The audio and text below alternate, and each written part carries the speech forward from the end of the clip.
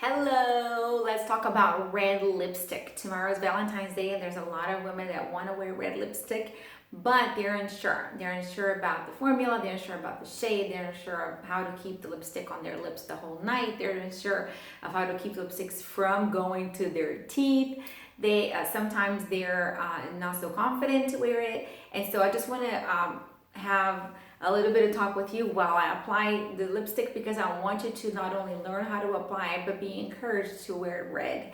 I've had a lot of people, I like to wear bold colors, and I've had a lot of people that say I don't wear that, I like nudes, and it's just because of their self-confidence. And I'm telling you, when I first began my journey with how to take care of myself and how to look better, I was not bold and wearing red lipstick. In fact, I didn't think that it was a good thing for me. But as I learned how I felt and how people treated me in return, I fell in love with emboldening myself that way. So try it out.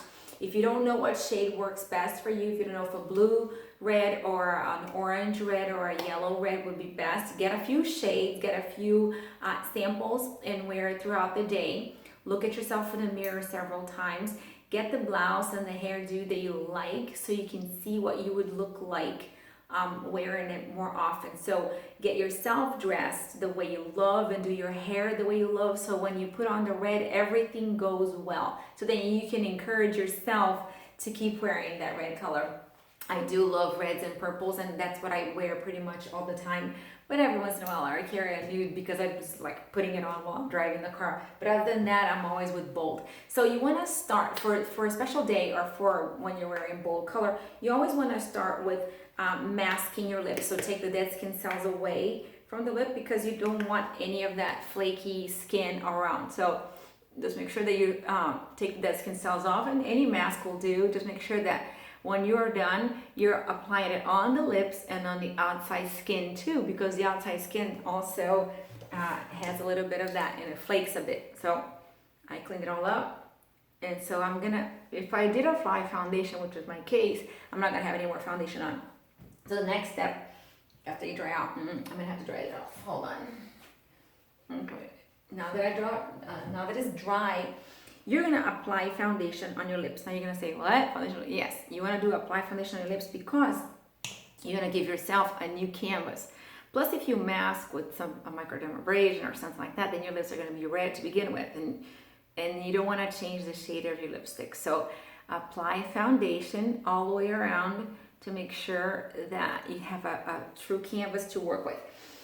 The next thing I would suggest for a special day like Valentine's or whatever, you want to wear a lip liner. Sometimes the lip liner itself is the color that you want to wear and nothing else. So if you have a bold red lip liner, the lip liners don't travel because they're dry, and they take a longer time to wear off. So sometimes it's actually a better choice for your event. So I'm going to just go ahead and line. I picked a chocolate because that's what I have open, but there's some very nice clear ones too. Just be mindful that the lip liner that you choose will change the shade of the lipstick that you choose, because it's gonna mix two different shades, okay? That's the other reason why you wanna wear the foundation. The foundation kind of takes away the natural shade of your lips. So when you put the lipstick on, it's the color of the tube. The lip liner will do the same. It will change the shade of your lipstick. So if you're wearing a red lipstick and you don't want it to change, you may want to choose a clear liner or a red that is just the color of your lipstick. So with the lip liner, the beauty of the lip liner is that you can actually recreate your lips. So if you have super big lips and you want to make them a little bit smaller, you just draw the line on the inside.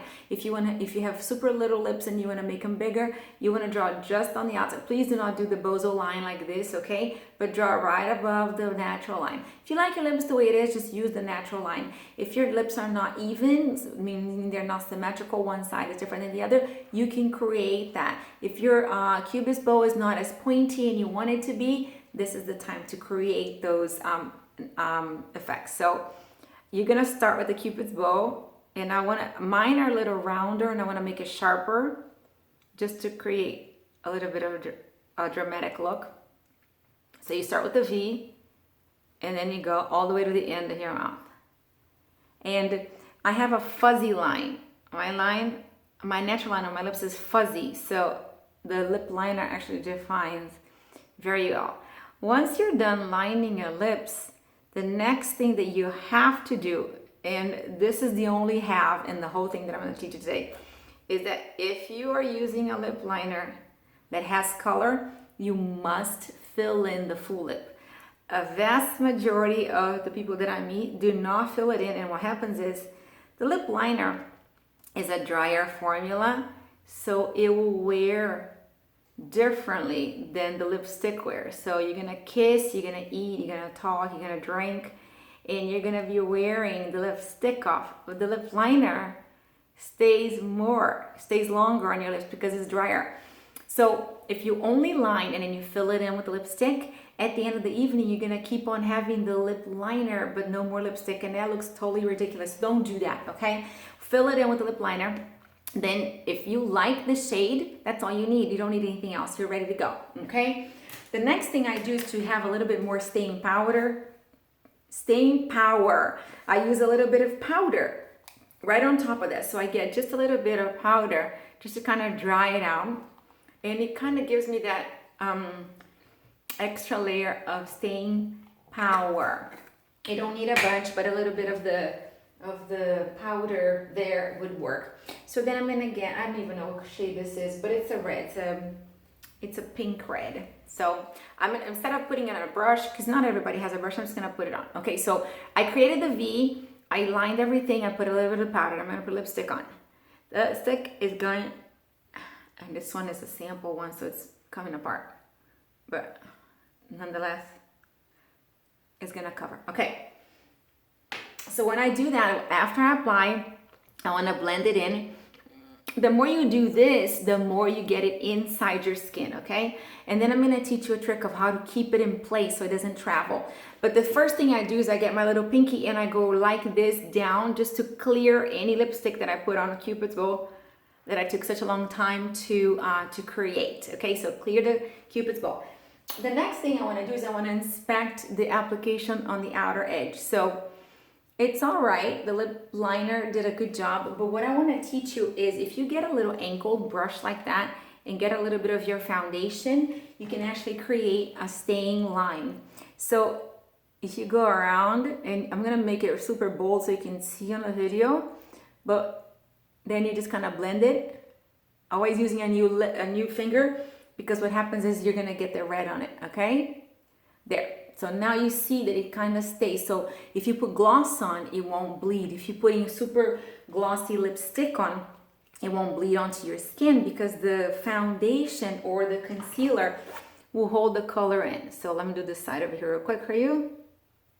And you get the idea. And it really does a great job once you put it on the Cupid's bow too, because it gives you that little extra shine. So, but it's a little tiny bit of the foundation. Don't go overboard because then you have to blend if you put too much of it, okay?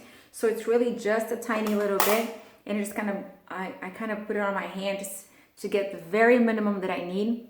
And I just go over the Cupid's bow like that. So I don't know if you can see it on the video. Okay, and then it's all blended already. See that?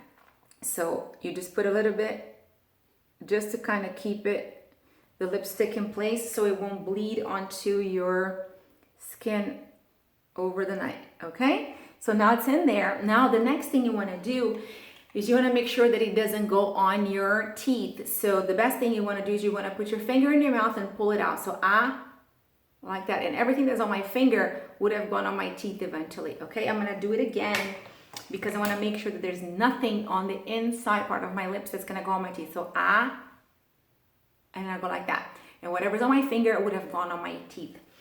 Okay, check your teeth. Make sure you got nothing in there. You have your red lips. So now you have staying power because you have the foundation, you have the liner and the lipstick.